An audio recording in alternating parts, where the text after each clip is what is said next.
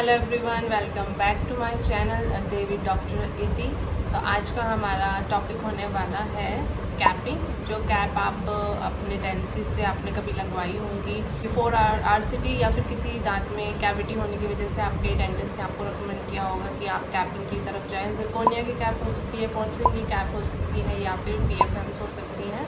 तो उनको हम कैसे क्लीन रखें, वो मुँह में लगने के बाद हमें क्या क्या स्टेप्स फॉलो करने चाहिए अपनी ओरल हाइजीन को पहले की तरह मेंटेन करने के लिए, तो वही हम इस वीडियो में देखेंगे। So let's get into the video quickly.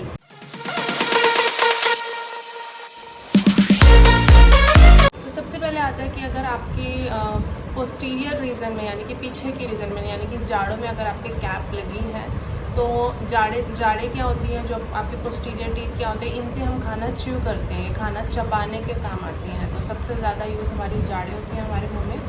और जब हम इनमें कैप्स लगाते हैं तो हमें इनमें स्पेसिफिकली ये ध्यान रखना पड़ता है कि हम कोई भी स्टिकी फूड वहाँ से ना खाएं। बहुत ही जो चिपचिपा खाना होता है, इसमें आप कोई भी चीज़ इंक्लूड कर सकते हैं। कोई स्वीट्स हो सकती हैं जो कि बहुत ज़्यादा स्वीट होती है, कैरेमलाइज्ड शुगर होती है जिनके अंदर, या फिर जो कैंडीज़ आती है काफ़ी टाइप की जो बहुत ज़्यादा स्टिकी होती हैं, वो जिसमें कैरेमल होता है, तो वो उस टाइप की चीज़ें हमको अवॉइड करनी है।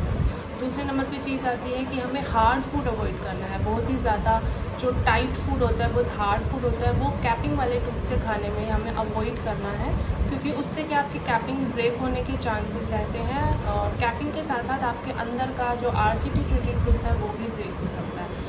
तो हमें ये चीज़ें अवॉइड करनी है। इसके अलावा कोई भी जैसे बॉटल्स हैं, जैसे कोल्ड ड्रिंक की बॉटल हो गई, जिनमें आपके पास जो है कि कैप होती है वो लोहे की होती है, वो कैप को आप ऐसे अपने मुंह से, आपने कई बार देखा होगा कि खोलने की कोशिश करते हैं, तो उससे क्या होता है, उससे आपके रियल टीथ भी टूट सकते हैं। कैप पे तो वो चिप ऑफ हो ही सकता है, लेकिन आपके रियल टीथ भी चिप ऑफ हो सकते हैं। फिर आता है हमारे पास कि जब आपके मुंह में कैप को एंटीरियर्स में आती है, तो एंटीरियर्स में हमें क्या अवॉइड करना होता है कि कोई भी जैसे आगे से हम कोई चीज़ कट कर रहे हैं तो कोशिश करें कि वो हम प्लेट में कट करके ही खाएं। जैसे हम कोई फ्रूट खा रहे हैं, एप्पल वगैरह, तो कोशिश करें कि वो पहले से हम प्लेट में कट करके फिर कट फ्रूट को हम खाएं। एंटीरियर कैप्स पे हम ज़्यादा प्रेशर ना दें, क्योंकि वो क्या है कि टूटने के चांसेस तो नहीं है, लेकिन वो रिमूव होने के चांसेस, जल्दी वो कैप्स जो हैं आपकी रिमूव हो सकती हैं, तो फिर वो आपको वापस से प्लेस करवाने अपने डेंटिस्ट के पास जाना पड़ सकता है। तो ये एंटीरियर यानी कि आगे के जो दांतों के लिए है, ये स्पेसिफिक चीज़ है। ओवरऑल जो आपके मुंह में अगर कैप्स लगी हुई हैं तो आपको बस इतना ध्यान रखना है कि जैसे आप अपने रियल टीथ की क्लीनिंग करते हैं, आपने 2 टाइम ब्रश करते हैं, ल्यूकवार्म वाटर से रिंसेस करते हैं, डेंटल फ्लोस यूज़ करते हैं, बिल्कुल वैसे ही आपको अपनी कैपिंग को भी क्लीन रखना है। क्योंकि अगर आप कैपिंग क्लीन नहीं रखेंगे तो वहाँ पे फूड लॉन्चमेंट की वजह से आपके गम में स्वेलिंग हो सकती है, या फिर अगर वो RCT ट्रीटेड टूथ नहीं है तो उसमें सेकेंडरी केरीज भी लग सकती हैं। तो आपको क्लीनिंग प्रॉपर रखनी है जैसे कि आप अपने रियल टीथ में रखते हैं। तो एक ये स्टेप हो गया। सबसे लास्ट में आता है कि इन फ्यूचर कभी आपकी कैप रिमूव हो जाती है, क्योंकि ये एक स्पेशल सीमेंट से लगाई जाती है। कैप जो होती हैं आपके पेस्ट की जाती है रियल टूथ पे सीमेंट्स के थ्रू।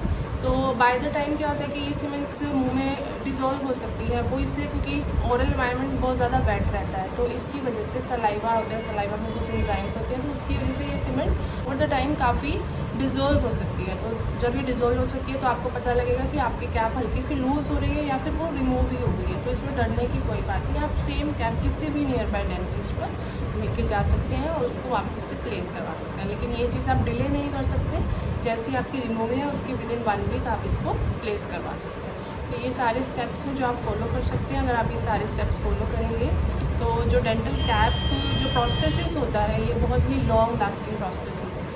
आई होप ये सब इन्फॉर्मेशन आपको काम आएगी आगे चल के, क्योंकि आजकल हम देखते हैं कि सबके मुंह में ही ऑलमोस्ट कैप्स होती हैं। तो आप इस इन्फॉर्मेशन को अपने तक ही सीमित ना रखें, आपके फ्रेंड्स को और सबको शेयर भी करें। तो आगे हम फिर मिलेंगे नई इंफॉर्मेटिव वीडियो के साथ। So I hope you like the video, give the thumbs up and subscribe to my channel.